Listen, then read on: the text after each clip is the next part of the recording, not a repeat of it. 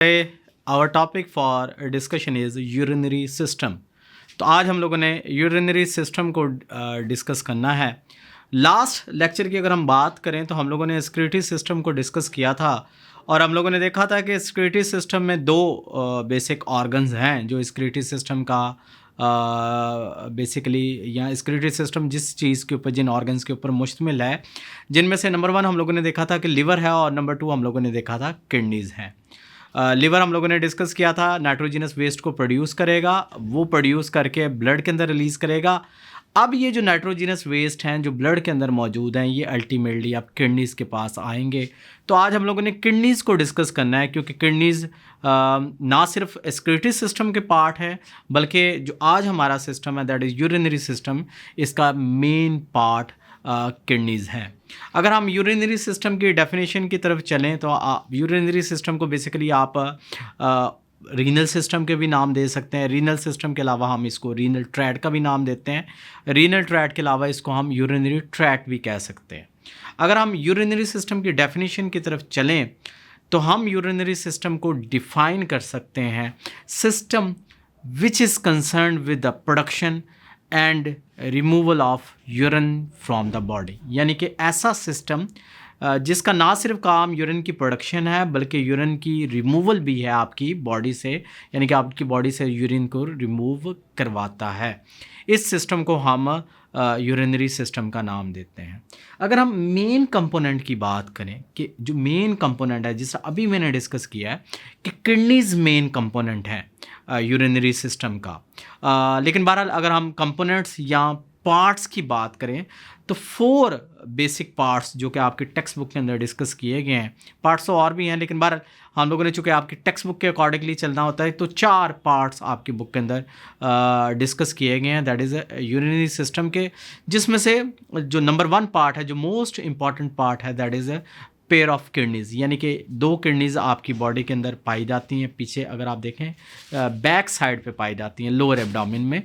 तो pair of kidneys हैं, यानी कि लेफ़्ट किडनी और लेफ़्ट किडनी के साथ साथ राइट किडनी मौजूद होगी, और हर किडनी के अंदर मिलियंस की तादाद में मिलियंस ऑफ नेफ्रॉन्स पाई जाती हैं। अप्रॉक्सीमेटली ऑन द एवरेज अगर हम कहें तो एक किडनी के अंदर तकरीबन 1 मिलियन यानी कि 10 लाख नेफ्रॉन पाई जाती हैं। नेफ्रॉन की अगर मैं बात करूं, नेफ्रॉन हम लोगों ने इससे अगला टॉपिक डिटेल के साथ डिस्कस करना है। तो nephrons are structural and functional unit of kidney, यानी कि किडनी की जो साख्त है और किडनी के जो अफ़ाल हैं, काम हैं, वो अल्टीमेटली नेफ्रॉन ही परफॉर्म करती हैं। अगर हम किडनी वेट की बात करें तो अकॉर्डिंग टू ये टेक्स्ट बुक कि ये जो दोनों किडनीज़ हैं, इनका टोटल वेट आपके जो टोटल बॉडी वेट है इसके साथ अगर हम कंपेयर करें तो लेस देन 1% होगा। फॉर एग्ज़ाम्पल कि अगर कोई 100 kg का पर्सन है, 100 kg का पर्सन है, तो उसकी जो दोनों किडनीज़ हैं 1% का मतलब हुआ कि 100 kg का अगर हम 1% लगाएंगे तो दैट इज़ 1 kg, कि दोनों किडनीज़ मिलकर अप्रॉक्सीमेटली 1 kg के बराबर इनका साइज़, इनका वेट होगा अगर किसी पर्सन का बॉडी वेट 100 kg है। इसका मतलब ये हुआ कि एक किडनी का जो वेट है ये अप्रॉक्सीमेटली 0.5 kg के अराउंड अबाउट होगा। लेकिन चूँकि 1% की बात की है, लेकिन शर्त यह है कि जो पर्सन है उसका बॉडी वेट 100 kg होना चाहिए। अच्छा, एक और बड़ी इंपॉर्टेंट बात है कि हर कार्डियक बीट में 20%, कार्डियक बीट का मतलब होता है एक दफ़ा जब आपका दिल धड़कता है तो एक कार्डियक बीट में जो टोटल ब्लड पंप किया जाता है, हार्ट बॉडी की तरफ ब्लड को पंप करता है, उसका 20% तक ब्लड किडनीज़ को ट्रांसफ़र किया जाता है। इससे आपको किडनीज़ की अहमियत के बारे में पता चल जाएगा कि किडनीज़ इतनी इंपॉर्टेंट है। हालांकि बॉडी वेट लेस देन 1% है, फिर भी 20% तक जो ब्लड है वो हर कार्डियक बीट में किडनीज़ को पहुंचाया जाता है, ताकि किडनीज़ इस ब्लड को अच्छे तरीके से फ़िल्टर करें। अब अगर आप किडनीज़ के सेंट्रल पार्ट या इंटीरियर पार्ट की तरफ आते हैं तो आपको एक फनल शेप स्ट्रक्चर नज़र आएगी, जिसको हम रीनल पिरामिड का नाम देते हैं। अब ये जो पिरामिड है बेसिकली ये कलेक्टिंग पोर्शन है यूरिन का, ये भी हम अगले टॉपिक में जाकर डिस्कस करते हैं कि नेफ्रॉन्स जितना भी यूरिन प्रोड्यूस करेंगी वो अल्टीमेटली इस पार्ट के अंदर आके कलेक्ट होगा।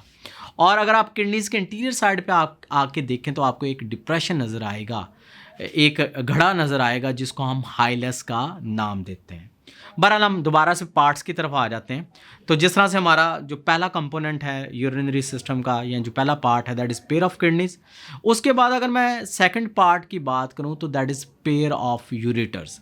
ज़ाहिर बात है कि दोनों किडनीज़ हैं, अगर एक किडनी से एक नाली निकलेगी जिसको हम यूरेटर का नाम देंगे, इसी तरह से दूसरी किडनी से भी एक नाली निकलेगी जिसको हम यूरेटर का नाम दें। फॉर एग्जांपल लेफ़्ट किडनी से जो ट्यूब निकलेगी दैट इज़ लेफ़्ट यूरेटर, और इसी तरह से राइट किडनी से जो ट्यूब निकलेगी, जो डक्ट निकलेगी, इसको हम राइट यूरेटर का नाम देंगे। तो यूरेटर ऐसी डक्ट है, ऐसी ट्यूब है जो यूरिन को कलेक्ट करेगी फ्रॉम किडनी और इसको अल्टीमेटली आपके नीचे मसाने तक यानी कि ब्लैडर तक पहुंचाएंगे। तो यूरिन कलेक्ट किया जाता है by means of ureter from the kidneys और इसको अल्टीमेटली पोर किया जाता है। जो हमारा थर्ड कंपोनेंट है यूरिनरी सिस्टम का दैट इज़ यूरिनरी ब्लैडर, जिसको हम मसाना भी कहते हैं। तो अल्टीमेटली ये जो यूरेटर हैं, ये अगर आप देखें दोनों यूरेटर लेफ़्ट और राइट यूरेटर, ये इस यूरिनरी ब्लैडर के अंदर ओपन हो रही हैं, सुराख मौजूद हैं जिसको हम यूरेट्रल ऑर्फिसिस का नाम देते हैं। यानी कि ओपनिंग्स मौजूद हैं जो कि ब्लैडर के अंदर मौजूद होंगी जिसको हम यूरेटर ऑर्फिसिस का नाम देते हैं। इसके साथ अगर आप देखें तो जो फोर्थ कंपोनेंट है that is known as urethra. Urethra हम पेशाब की नाली को कहते हैं। बहरहाल अगर हम नॉर्मल रेंज की बात करें, जो यूरिन नॉर्मली तौर पर एक नॉर्मल इंसान एक दिन में प्रोड्यूस करता है that is approximately 1 to 2 litre per day. ये इतनी क्वांटिटी में यूरिन प्रोड्यूस करता है एक नॉर्मल पर्सन। फोर्थ अगर मैं कंपोनेंट की बात करूं तो that is known as urethra.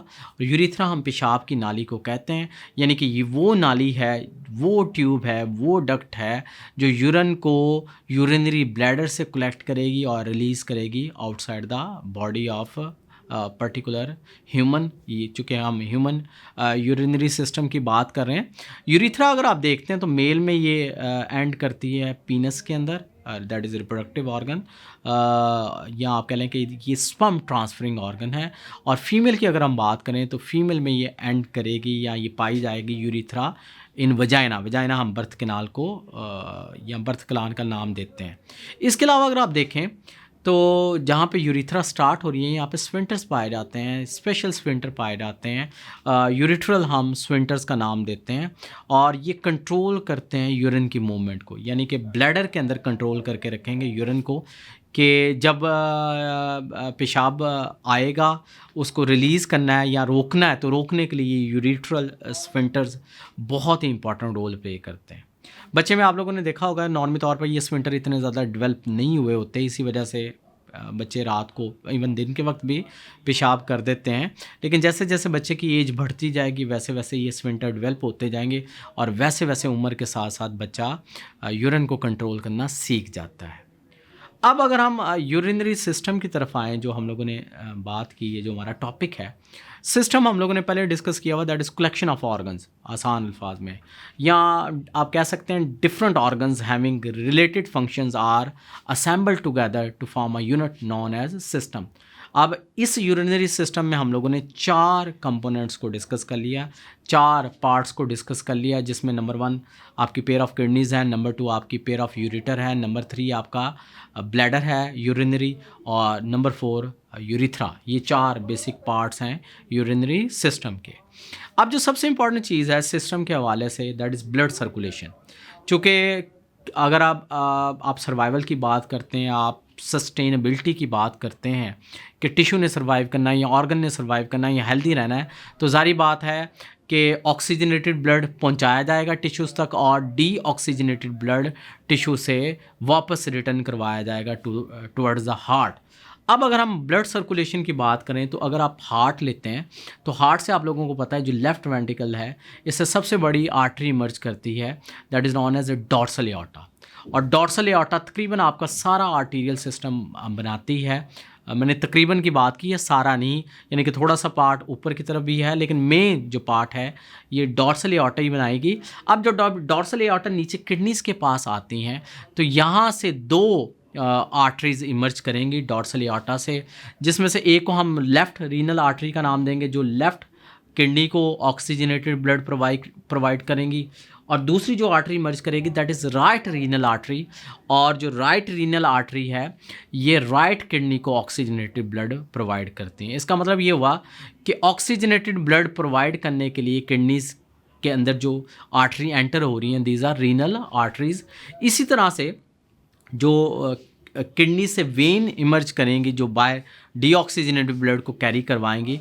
अगर मैं लेफ़्ट किडनी की बात करूं, जो लेफ़्ट किडनी है तो लेफ़्ट किडनी से लेफ़्ट रीनल वेन इमर्ज करेगी, और जो राइट किडनी है राइट किडनी से राइट रीनल वेन इमर्ज करेगी, और अल्टीमेटली दोनों रीनल वेन, चाहे लेफ़्ट रीनल वेन है चाहे राइट रीनल वेन है, ये सबसे बड़ी वेन के अंदर ओपन होती हैं, that is known as inferior vena cava. तो आर्टरीज़ एओर्टा से इमर्ज करती हैं, जबकि जो वेन्स हैं वो वीना केवा के अंदर एंटर होती हैं ताकि डीऑक्सीजनेटेड ब्लड को दोबारा से हार्ट को रिटर्न किया जाए। चलिए जी, नेक्स्ट अगर हम टॉपिक की बात करें तो जो हमारा टॉपिक है दैट इज़ नेफ्रॉन। क्योंकि किडनीज हम लोगों ने कहा था अल्टीमेटली नेफ्रॉन से मिलकर बनी हुई हैं, और nephrons are the structural and functional unit of kidneys, यानी कि नेफ्रॉन्स ना सिर्फ किडनी की साख्त बनाएंगी बल्कि किडनी के अफ़ाल, यानी कि किडनी जो काम कर रही हैं, बेसिकली जो किडनी का काम है दैट इज़ यूरिन प्रोडक्शन। तो बेसिकली जो यूरिन प्रोडक्शन है वो किडनीज नहीं करती, किडनीज के अंदर जो नेफ्रॉन मौजूद होती हैं ये यूरिन प्रोडक्शन का काम सर अंजाम देती हैं। अगर हम जो हमारा सिस्टम है, सिस्टम को हम साइड पे कर दें और इस सिस्टम में से हम एक किडनी को बाहर निकाल लें, तो अगर आप किडनी को देखें तो किडनी में आपको दो पोर्शन नज़र आ रहे हैं। एक बाहर वाला पोर्शन है, आउटर पोर्शन है जिसको हम रीनल कॉर्टेक्स का नाम देते हैं, और एक दरमियान वाला पोर्शन है, सेंट्रल पोर्शन है जिसको हम रीनल मेडुला का नाम देते हैं। अब ये जो सेंट्रल पोर्शन है जिसको हम रीनल मेडुला का नाम दे रहे हैं, इसमें आपको पिरामिड शेप स्ट्रक्चर नज़र आएंगी जिनको हम रीनल पिरामिड्स का नाम देते हैं।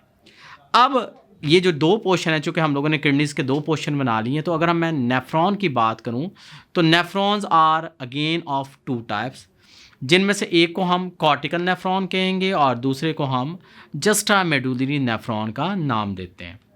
अब ऐसी नेफ्रॉन जो इस कॉर्टिकल एरिया में पाए जाते हैं, जो कॉर्टेक्स वाला एरिया है इसमें मौजूद होंगी, इनको हम कॉर्टिकल नेफ्रॉन्स का नाम देंगे।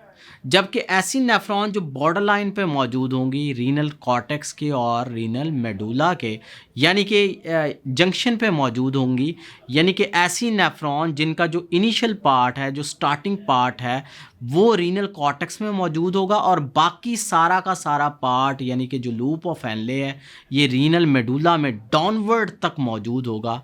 इनको हम जस्टा मेडुलरी नेफ्रॉन्स का नाम देते हैं। तो नेफ्रॉन दो किस्म की हो गई, जो रीनल कॉर्टेक्स में पाई जाती हैं इनको हम कॉर्टिकल नेफ्रॉन कहते हैं, और जो बॉर्डर लाइन पे पाई जाती हैं रीनल कॉर्टेक्स के और रीनल मेडुला के, इनको हम जस्टा मेडुलरी नेफ्रॉन का नाम देते हैं।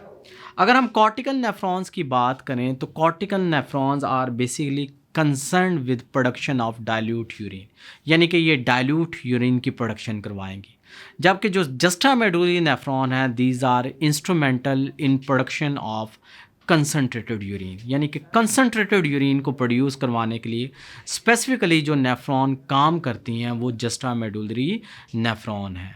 अब जारी बात है दोनों का काम मुख्तलिफ है, एक डाइल्यूट यूरिन प्रोड्यूस कर रही हैं, दूसरी कंसनट्रेटेड यूरिन प्रोड्यूस कर रही हैं, तो जारी बात है दोनों जो नेफ्रॉन हैं उनकी स्ट्रक्चर में भी डिफरेंस पाया जाएगा।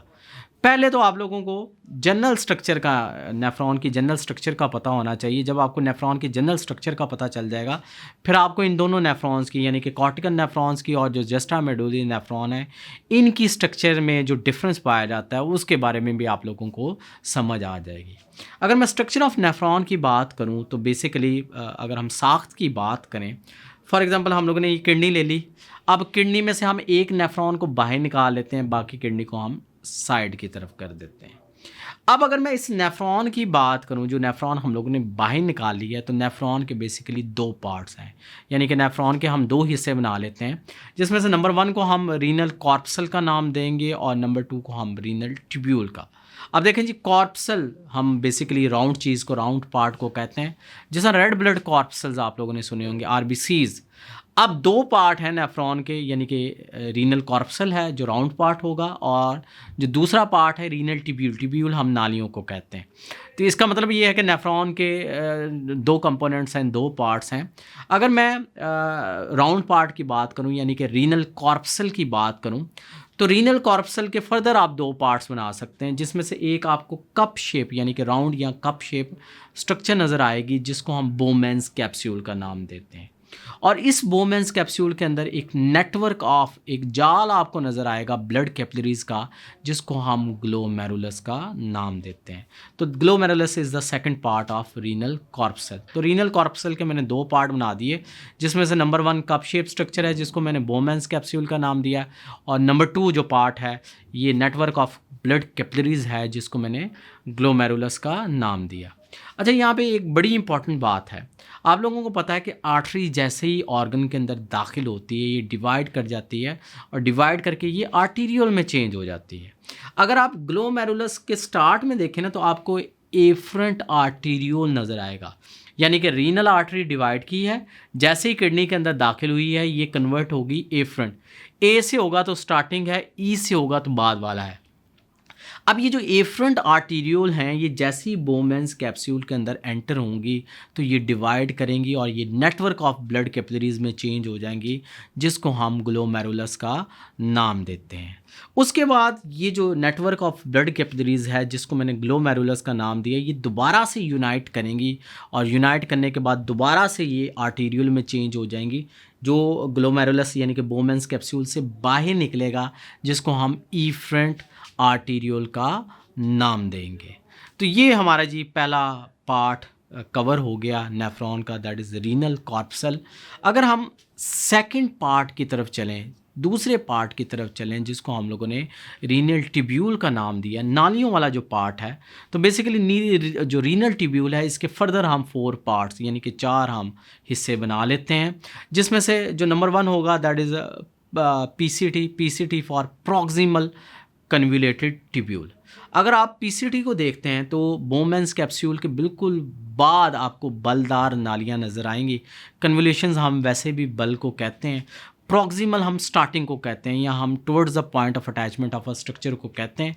चूँकि ये बल पहले आ रहे हैं, ये कन्वुलेशंस पहले आ रही हैं, नेफ्रॉन के पहले मौजूद हैं, इनिशियल पार्ट के साथ मौजूद हैं, इसी वजह से इनको हम प्रॉक्सिमल कन्वुलेटेड टिब्यूल का नाम देंगे।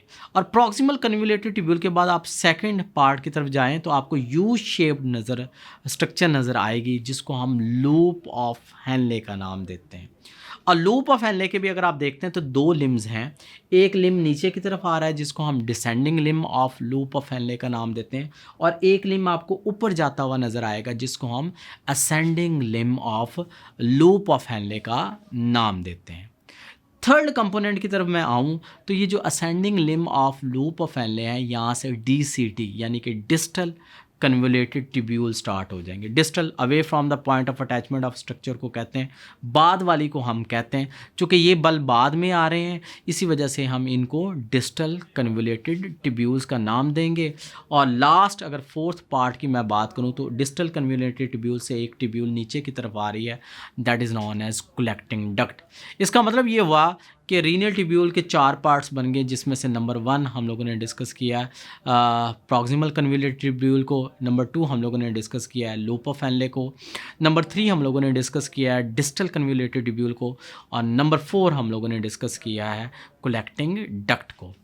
अब ये जो रीनल जो कॉर्पसल हम लोगों ने डिस्कस किया, यहाँ से जो इफरेंट आर्टीरियोल बाहर निकली थी, ये इफरेंट आर्टीरियोल अब डिवाइड करेगी, और डिवाइड करने के बाद एक नेटवर्क ऑफ ब्लड कैपिलरीज, एक जाल बना देगी ब्लड कैपिलरीज का, जिसको हम पेरिटिब्यूलर कैपिलरीज का नाम देते हैं।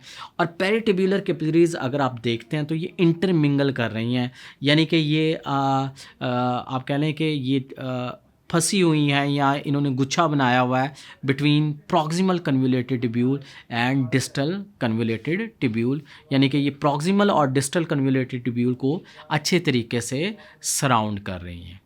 अब एक तो नेटवर्क हम लोगों ने डिस्कस कर लिया, दैट इज़ ग्लोमेरुलस।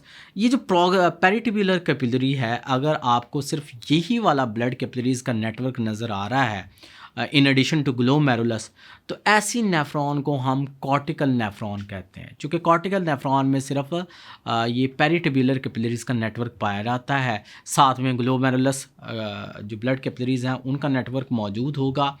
अगर आप नेफ्रॉन देखें और नेफ्रॉन में सिर्फ पेरिटिब्यूलर कैपिलरीज़ नज़र आ रही हैं, तो इसका मतलब ये है कि आपने सीधा सीधा कह देना है ये कॉर्टिकल नेफ्रॉन है। अगर जो दूसरी टाइप की जो नेफ्रॉन है जस्ट्रामेडुलरी नेफ्रॉन, अगर आप देखें तो जो जस्ट्रामेडुलरी नेफ्रॉन है, जिनके बारे में मैंने कहा था कि ये कंसनट्रेटेड यूरिन प्रोड्यूस करवाते हैं, इनमें अगर आप देखें तो इनमें additional network of blood capillaries पाया जाता है इन एडिशन टू पेरिटिब्यूलर कैपिलरीज, जो कि सराउंड कर रहा होता है लूप ऑफ हेनले को, और इस अजाफी नेटवर्क ऑफ ब्लड कैपिलरीज को हम वेजा रेक्टा का नाम देते हैं। अगर आपको नेफ्रॉन मिले और नेफ्रॉन में वेजा रेक्टा भी मौजूद है, पेरिटिब्यूलर कैपिलरीज भी मौजूद है, ग्लोमेरुलस तो ऑब्वियसली मौजूद ही होगा, तो इस किस्म की नेफ्रॉन को हम जस्ट्रामेडुलरी नेफ्रॉन का नाम देंगे। और ये जो वेजा रेक्टा है अल्टीमेटली ये ओपन हो जाएगी रीनल वेन के अंदर। अब अगर हम कंपैरिजन की बात करें, यानी कि एक साइड पे मैं कॉर्टिकल नेफ्रॉन रख लेता हूँ, दूसरी साइड पे मैं जस्ट्रामेडुलरी नेफ्रॉन रख देता हूँ, तो एक तो ब्लड कैपिलरीज के नेटवर्क से आप लोगों को सीधा सीधा पता चल जाएगा कि कॉर्टिकल नेफ्रॉन में सिर्फ पेरिटिब्यूलर कैपिलरीज मौजूद होंगी, जबकि जस्ट्रामेडुलरी नेफ्रॉन में आपको पेरिटिब्यूलर कैपिलरीज भी मिलेंगी, प्लस आपको वेजा रेक्टा भी मिलेगी। अब अगर हम फॉर एग्जांपल एज्यूम करते हैं कि ब्लड कैपिलरीज का नेटवर्क मौजूद नहीं है, तो कॉर्टिकल नेफ्रॉन वाली साइड पे भी हम कर लेते हैं कि एक नेफ्रॉन हम लोगों ने दिखा दी, ये कॉर्टिकल नेफ्रॉन है, इसमें भी ब्लड कैपिलरी का नेटवर्क मौजूद नहीं है, और इसी तरह से एक और नेफ्रॉन मैंने शो करवा दी, ये जस्ट्रामेडुलरी नेफ्रॉन है, लेकिन मैं ब्लड कैपिलरीज का नेटवर्क आपको शो नहीं किया गया। अब आपको कैसे पता चलेगा कि कौन सी कॉर्टिकल नेफ्रॉन है और कौन सी जस्ट्रामेडुलरी नेफ्रॉन है? तो इनको पहचानने का बड़ी आसान तरीका होता है कि आप लूप ऑफ हेनले की लेंथ को देख लें। कॉर्टिकल नेफ्रॉन में अगर आप देखेंगे तो जो लूप ऑफ हेनले है, जो यू शेप्ड स्ट्रक्चर है, ये शॉर्ट होगा, जबकि जस्ट्रामेडुलरी नेफ्रॉन में अगर आप लूप ऑफ हेनले देखेंगे तो लूप ऑफ हेनले काफ़ी ज़्यादा लॉन्ग होगा। ये सबसे बड़ा डिफरेंस है बिटवीन कॉर्टिकल एंड जस्ट्रामेडुलरी नेफ्रॉन। चूँकि जस्ट्रामेडुलरी नेफ्रॉन में हम अगले टॉपिक में डिस्कस करेंगे, इन्होंने कंसनट्रेटेड यूरिन प्रोड्यूस करवाना होता है, इसी वजह से इनमें जो लूप ऑफ हेनले है इनकी लेंथ ज़्यादा लंबी रखी गई है। तो दैट इज़ आप कह सकते हैं कि दो किस्म की नेफ्रॉन है। ये जी जनरल स्ट्रक्चर होगी नेफ्रॉन की, कि नेफ्रॉन की साख्त कैसी होती है। इंशाल्लाह कल हम फंक्शंस ऑफ नेफ्रॉन को डिस्कस करेंगे। कल तक के लिए अल्लाह हाफिज़।